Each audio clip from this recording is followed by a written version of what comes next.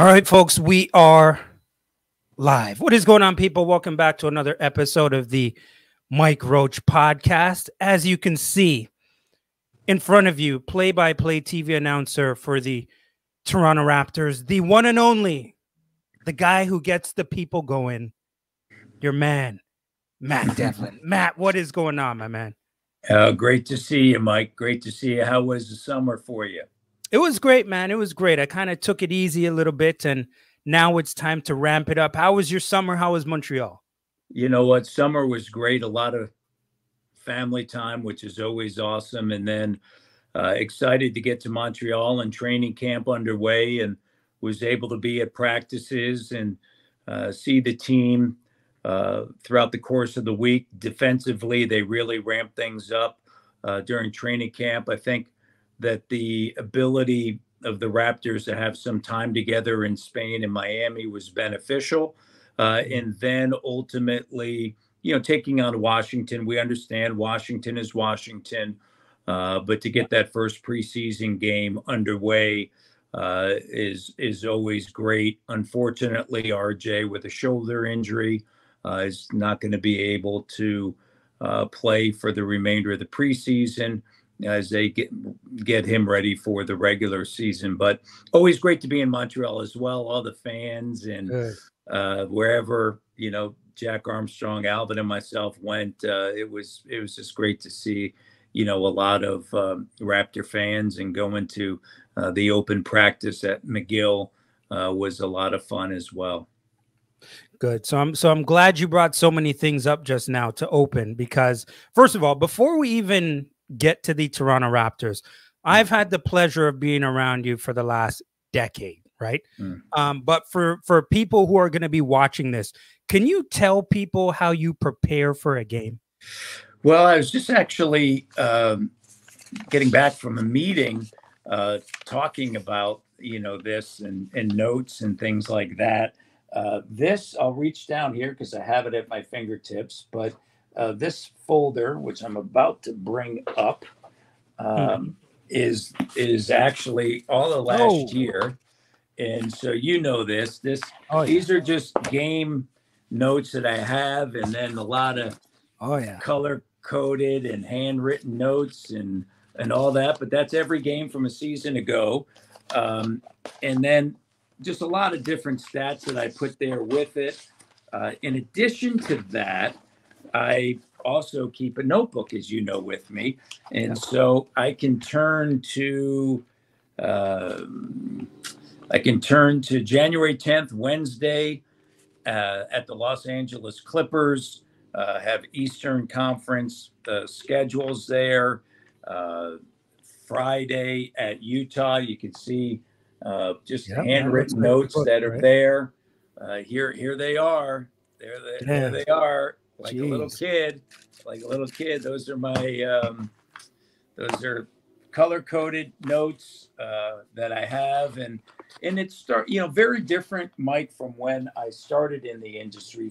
Hard to believe, 34 years ago, where there wasn't the internet and where you didn't have the information. It was really, and I saw this in the airport the other day, so I bought it because it reminded me of back in the day. But this is a college one. But they'd have this for basketball, football, baseball, hockey, and I would buy every single one that I would see, and that's just the old magazine preview, and this talks about college basketball. And anyway, I would have all of those with me. I'd have a lot of different NBA guides. Each team had a media guide. They still do, but many teams don't print them out like they used to. The NBA had an NBA guide as well as a register that were just big books. I don't have them up here in my office. I actually have them in a box downstairs now. But I would keep every single year. And you'd bring those along. And now, so much of it, you rely on Basketball Reference and Hoops Hype, and everybody pretty much has access to, the same things that we do. The one thing, and it's why it's important to be at training camp, or why it's important, to talk to coaches and players prior to the start of the game. That's the sort of stuff that they, is important to share with the fans. So I got a game Friday, Washington. So I'll keep this box score. That's the box score from the last game that they played this past Sunday. And away you go, Mike. And away you go. Don't want to bore people with all of the research stuff, but I have every year. I'll tell you how things have changed. This goes back to a year where I used to handwrite it. Obviously, I had a coffee spill during a game, but this was the way we used to do it back in the day. Man. Even with Serge and DeMar and Jonas Valanciunas. Damn, look at that. I would write, all these down. Joseph, Carroll, Tucker, Patterson, Nogueira. How about that? Yeah. Yak. Back in the day, Yak. Yeah. And so I would write down all these different notes. And that's actually when, now I can't read them. But back then I could read the little stuff. But, would do that. And there's been just a lot of changes along the way. I used to, have just one that would have just name, number, height, weight, where they went to school, where they got drafted. And I'd print that out every game. And then I'd handwrite everything else in. But now, fortunately, with all the stats that are out there, just the basic things, you can literally download and have it, pop up and then you print that out. And then I use that kind of as my baseline, right? So, I'll use the base. I hate to bring this one in, but I'll use the base of that printout and write other things. So we're in 12th place, 23-48. We had dropped 10 in a row. And then post All-Star, I have some stuff written here for Grady. Post All-Star, 16 games, started 8, shooting 38% from 3 the last 2 games. Yeah, last 2 games, 7 for 15 from 3. Since February the 5th, his corner threes, he's 3rd in the league and shooting 52%. I don't know if you can see that 52%. Yeah, I can see it there. Right there. I'm glad you're showing. I'm glad you're showing all that, because I've been with so many people who watch the games and they say, "How the hell does he know all this stuff right away when something happens?" Well, so and this, right? A lot of people think like, "Oh, the game starts at 7:30 and you wheel in at 7:25 and away you go." But we have production meetings and. I enjoy the research part of it. I'm curious about that and the trends. And, early on in the season, you won't have as much because there are always small sample sizes. So you want something a little bit more. You wait till those first 20 games kind of, play out. And then from there, that's really where, you really dive into, the numbers, pace and offensive rating and defensive rating and all those, sort of things. So, yeah. All right. Now you've been diving into the Raptors. You've seen them in training camp. What was your first impression after seeing them against the Washington Wizards? Well, number one, I'm going to say that, it's the Washington Wizards who are in a rebuild. It was great to see Jonas Valanciunas, was able to spend some time with him. Washington got in last Thursday, and they're actually staying in Montreal until today. They play New York tomorrow. So they're in a total complete rebuild. And they have some contracts that are interesting. Kuzma along with Poole. Can they find anybody to take those? We'll see. The JV contract, to me, he is going to be probably, their most valuable trade asset, because I think as you get to the trade deadline, the number that he's making this year, he signed a 3-year 30. That number becomes attractive maybe for a team that's trying to make a push and needs a big. Yeah. And so we'll see kind of how that plays itself out. But they're definitely in the Cooper flag hunt, along with the two players at Rutgers that Rutgers paid big NIL money for. For the Toronto Raptors, I said this prior to seeing the schedule, and that is this, that I thought that, last season there was a decent sample size of 4 players of IQ, Scotty, along with RJ and Yak. And then in and out of that was Gary and Bruce Brown in the 5. Now we know, Grady will be in with that 5, and there's only 4 minutes of that from a season ago that those 5 were on the floor. But in those games, and I think there was about 14 games, they were extremely competitive. And so I thought that this was a team, barring injury, that, could get into that maybe 10th spot for a play-in. And as we know in the East, that 10th spot may be 35 wins, but now RJ's down for at least, the preseason. IQ has been out with a hand injury. And then you also understand that Masai said this is a rebuild. And so this draft 2025, people think is a really good draft, transformational, as well as a 2026 draft.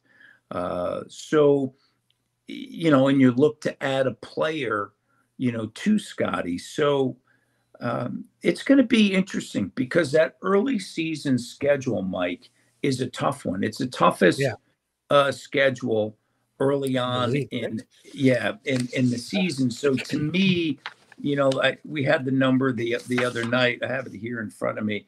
11, let me see, where was that? It was right here. 20 of their first 25 games are against teams who made the playoffs last season, and they have a combined 56% strength of schedule until the NBA Cup gets underway. And that's going to be the hardest schedule of anybody in the NBA.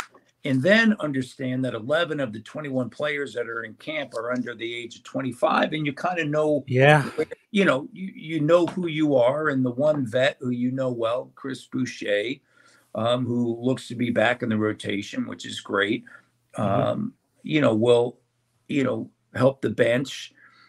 But it is a rebuilding year, and we've been through it before. You go back and you look at last season. That was a transitional year with the 2 trades. And then, prior to that, the 41-41 team and losing in the play-in, and then the 48-win team losing in the first round coming off of Tampa. You look back at Tampa, understandable that you went through that, and you come away with Scotty, right? And all that's on the heels of the 5 straight 50-plus win teams, Mike. And, as you and I both know, we sat courtside, that, if it wasn't for the stoppage of play in 2020, COVID and the pandemic, I really believe that team was headed back to the NBA Finals. And that was the bubble year. They lost Game 7 in the second round. But all that to be said, it's a year that when you look at that early season schedule, it could determine, a lot, and it could determine the decisions that Masai decides to make. And that's a great point there. Yeah. So we'll see how it unfolds. So you mentioned the name Grady Dick before. It looks like he's going to be the one who's going to be starting at that 2 spot now. We know, as Jakob Poeltl said, obviously this is not going to be a championship season. It is a large part of it is going to be development, right? The development of these young players. What do you want to see most improved about Grady Dick's game? Well, I think we saw, I'll say this. I know he was 0 of 4 from 3 on Sunday. That did not reflect what we saw in training camp and open practice. He was lights out. You can tell that he's physically bigger, right? His upper body. I thought that he made a couple of moves offensively that I really liked. Chased off the line, got to the mid-range, knocked down a shot, right? And I think that's going to be important. As a shooter, that you're going to end up, with contested looks. So can you put it on the deck and find a shot and he showed that. I like it. And then defensively, he was working hard, right? Mm-hmm. So last year, I was talking to Ivo Simovic, assistant coach with the Toronto Raptors, and right past Christmas time and starting in early January, one of the things in speaking to Ivo was that they really wanted to simplify the game for Grady. And that was, hey, shoot the corner three. Let's not worry about anything else, right? Run to the corners on the break and shoot the corner three with a level of consistency. He did that, right? I mean, I talked earlier about some of those numbers when we were going through my prep work examples, but he was able to be a corner three-point shooter. So now, is he able to expand that to the wings, right? So it's one step at a time. And with a rookie, that's so important. And with the second-year player, that's important, right? You don't have to improve upon 10 things, right? Yeah. It's the corner three. Now, can we get the wing three, at a higher rate? Then, which he showed the other night, somebody comes out to contest. Can you put it on the deck and find your shot, which they're able to do? So, or what he was able to do. So that was important. And then defensively, do you know where you need to be? And I think he did that well on Sunday night. And again, this is a process. This is not going to be solved, and you're not going to have that perfect player game 2 of the preseason, game 2 of the regular season. And that's what this year's all about. You just mentioned it. You're working towards that goal. He's got the size. He's stronger, and I think he's going to be better this year for sure. Oh, Matt, you got me feeling good. You're breaking it down to perfection here for me, my man. I don't know about that, but I'm giving you what I got. That's good. That's what we're looking for. Now, I want to mention the name Jamal Shed. Okay. Yeah. Now, for the Raptors fans who never got a chance to see him play at Houston, they didn't get to really see him in the game against Washington.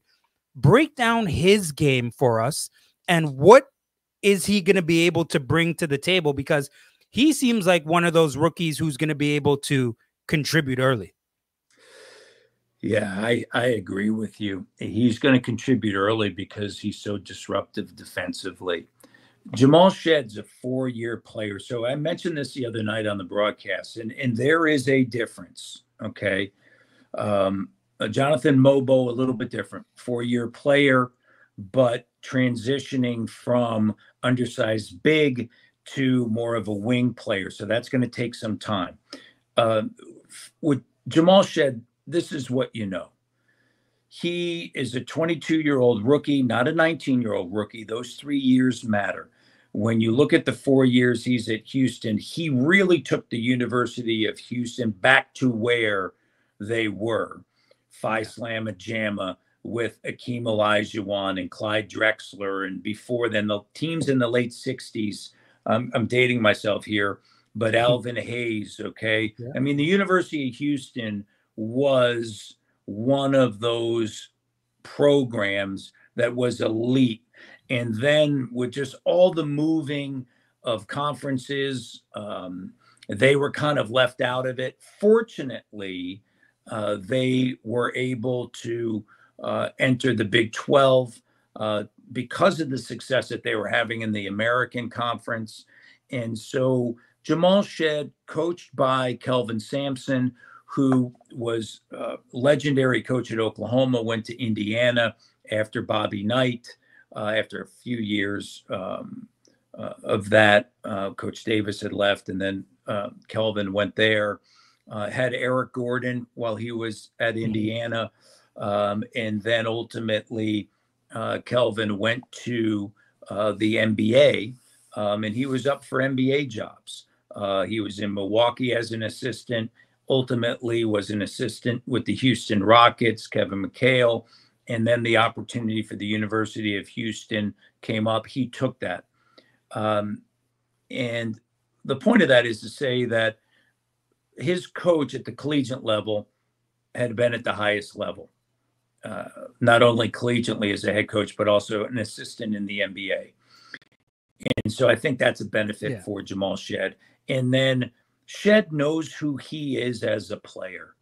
And it is the hardest thing, right? We've seen it so many times with young players, right? I mean, you think back to Precious Achua, who's like, oh, I want to play in the wing. I want to be 2-3, right? I think this is an excellent point you're making right here. Yeah. I think it's so you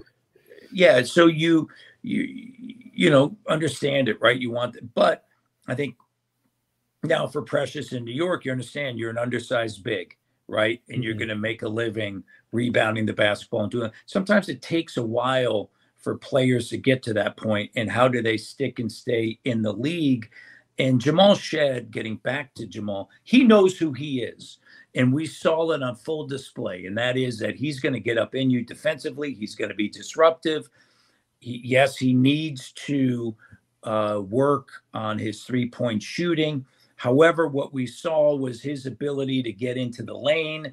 And then from getting into the lane, he also had a great touch. Great touch. Soft floater off the glass. Difficult floater, too. Exactly. So he's going to get time. I mean, you know, you sit there, you watch him in training camp, he's getting after it, and you go, okay, G League time, this, that, the other. And then all of a sudden you watch him and you go, he may not be down in the G. I mean, he may spend a little bit of time in the G League, but he may not be the guy that's, you know, because he certainly looks NBA ready, and a lot of that is based upon how he approaches things on the defensive side of the ball. So when you see a guy like Davion Mitchell as well that you have coming off the bench and quickly, and you have Shed, you got a lot of young horses. You mentioned there's a bunch of guys here under 25. What type of style of play do you see Darko Rajakovic using with these guys? Well, as we know offensively, because we saw it last year, right? Sharing the ball, you know, certainly, you know, they talked about it, you know, last year about 0.5, right? Moving, cutting, screen, all that stuff that stays. Defensive pressure is key, which allows you to get into early offense, right? So I think they want to maintain what they did last year offensively, and then you're adding that piece of that pressure defensively, which we saw on Sunday night, granted Washington, but where Shed was disruptive, Mitchell was disruptive defensively, and allows them to get into early offense. Davion Mitchell, you know, shot 36% from three. I think that's key. He's rugged and sturdy defensively as well. I think, you know, from a point guard depth standpoint, I think they're right where you want to be. And we saw this too in years past, Kyle and Fred together in the backcourt. You know, you could, you know, maybe you could see, you know, Quick and Davion in the backcourt, or Quick and Shed maybe, or Shed, you know, with Mitchell in the backcourt, right? So just depending upon matchups that are out there. So, you know, to me, I think that's really encouraging. Now, you're one of the few people who actually saw Scotty Barnes so far in training camp. I know he was gone for a lot of it. But is there anything you noticed different about him? Anything he's added to his game? Does he look physically different in any way? No, you know what? Look at Scotty. His game, as he gets older, right? What he does so well, he just keep doing that, right? I mean, I think we all know that the three-point shooting was better last year. That's going to improve. But he has such a feel for the game. You know, I've mentioned this on the air before. Look at Giannis's numbers from three-point shooting. You know, like they are what they are. He works on it, but he can still dominate the game. And for Scotty, you know, the three-point shooting is coming along. But we know that when he gets into the post, when he attacks, like he's lights out, right? He's an all-star player, right? And so, you know, bigs have trouble with his quickness, and smalls have trouble with, you know, his size and strength. And so when you get somebody like that, you know, 8 feet and in, you know, watch out. And he loves to play the game. He loves to share the ball. I think to me, the thing that stands out was his vocal leadership, right? Which is something that they've talked a lot about, right? Him growing as a leader, being comfortable, with that role. And we saw that on Saturday at practice. And to me, that's, a step in the right direction for him, because as we know, everybody has turned to him and said, okay, Scotty, this is your time, your team. And, he's going to grow in that. He is only 23 years of age, and, that's going to take some time. Now and we've seen this, the assertiveness on the court. Be interesting. Does he allow things to come to him as he has, or does he decide to, I'm going to make an impression early in a game, right? Because there's a lot of games, as we know, his scoring typically, in the first quarter, and then it grows as the game goes on, which I think sometimes is good because it allows others to get involved. A lot of that depends on the team that you're with and the players that you have around it. I'll also add that one of the things that we saw last year prior to the injury after the OG trade was his willingness to guard the other team's top player. And so I think that, that's another area that, to keep track of and to, see, how that develops. But I'm a huge Scotty fan. He's just got a great game. He's got a feel for the game. And now with some 3-point shooting around him and quick, I'm excited to see that. The improvement of Grady, 3-point shooting. Look at RJ, what he's done, 3-point shooting, providing that spacing, which provides lanes in order for him to operate. Now, you mentioned RJ. He had a really good summer at the Olympics, if you ask me. Looked good until he went down with this injury, unfortunately. I don't know how long he's going to be out for. I'm hoping he'll be back much sooner than later. But what do you think it's going to take for him to hit that high potential that we all see that he has? The guy can clearly play. He's a lot better than I actually thought he was coming over from New York. I guess it's because obviously we're watching him every game now. I mean, I knew he could score, right, when he was playing for the Knicks.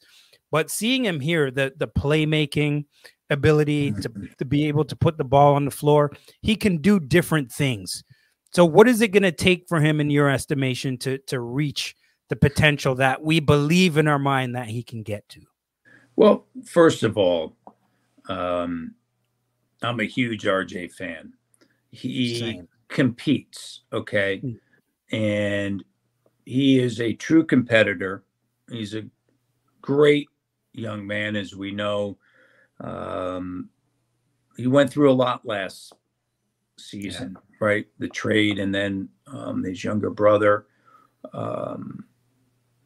And I just, I have to say, I am just a huge fan of RJ and his game. And one of the things that he's able to do because of his drive, and he's a fierce competitor, is you can go 3-4 minutes without a bucket, and he'll put his head down and he'll just go to the rim and get you a bucket or get fouled. And that's important. And now I'll say this too. I think, and he's, okay, defensively, can that game rise?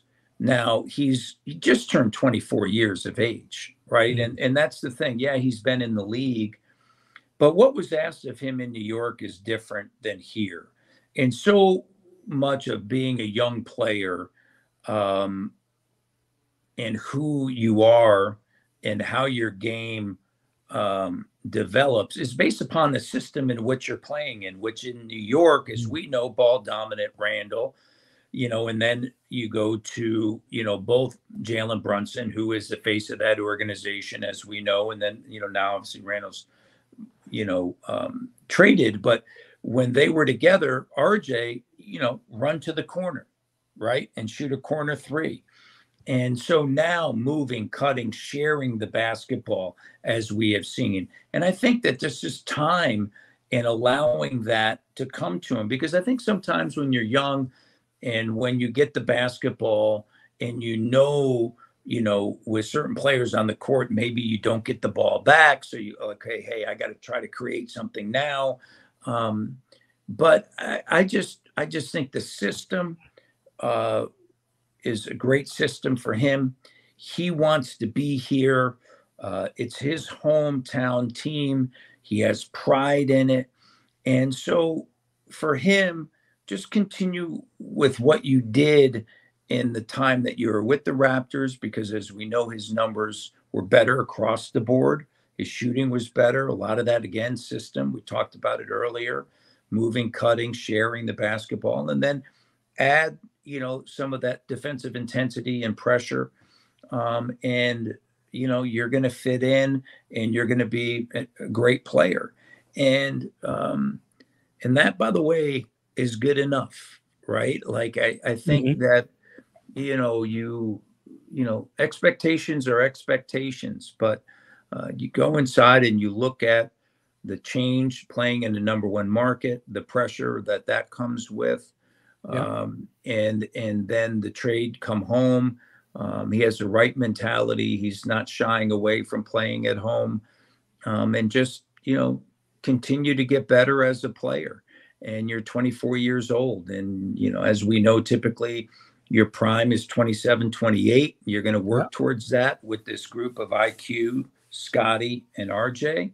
And, I'm looking forward to the future with RJ, because, adding that two-way player ability, which he has, I think, he does. I just, to me, I said it, multiple times earlier. I'm just, I'm a big RJ fan, and not only as a person, but as a player. Yeah. All right, Matt, two more before we get out of here. Okay. Now, Manuel, quickly, you just talked about him for a second. Yeah.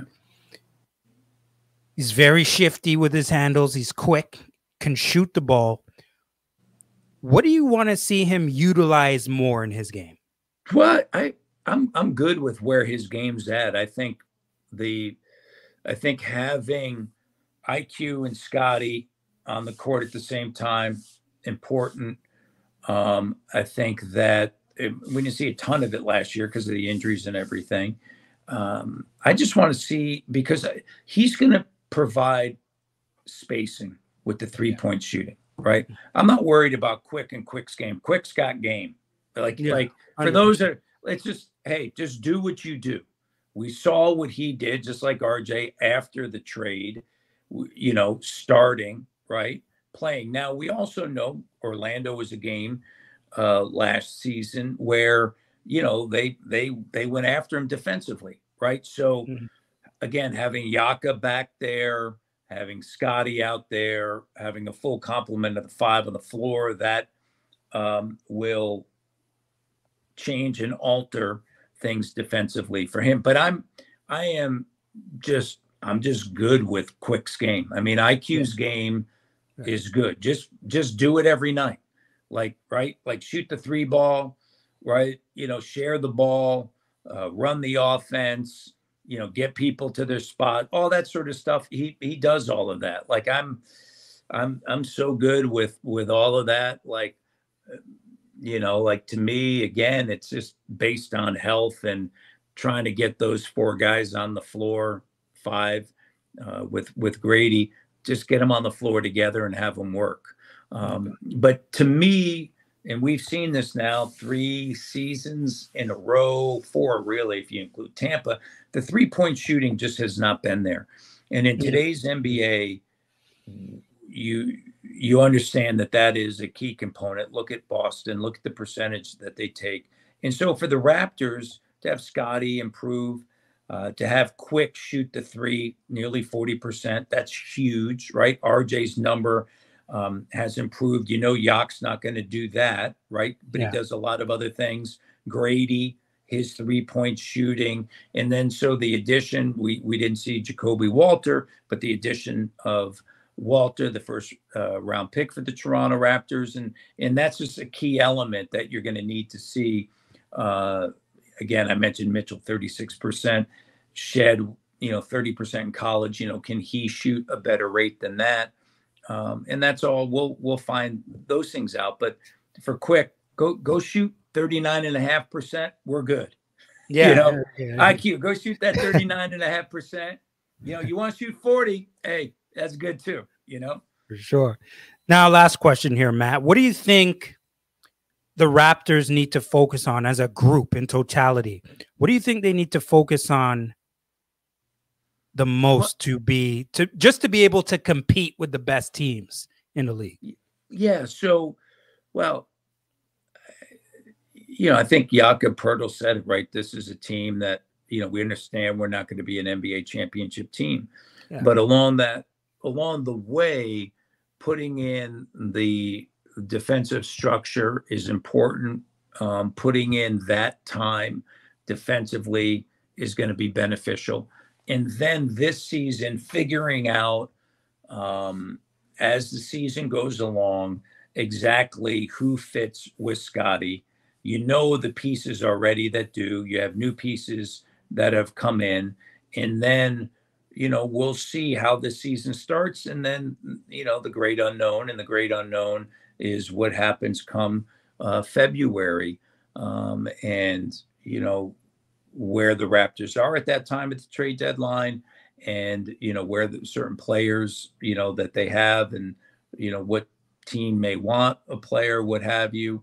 Some things will be decided there. So to me, it's what we've seen in training camp. I mentioned it, and that's the importance of adding that. We know where they were last season.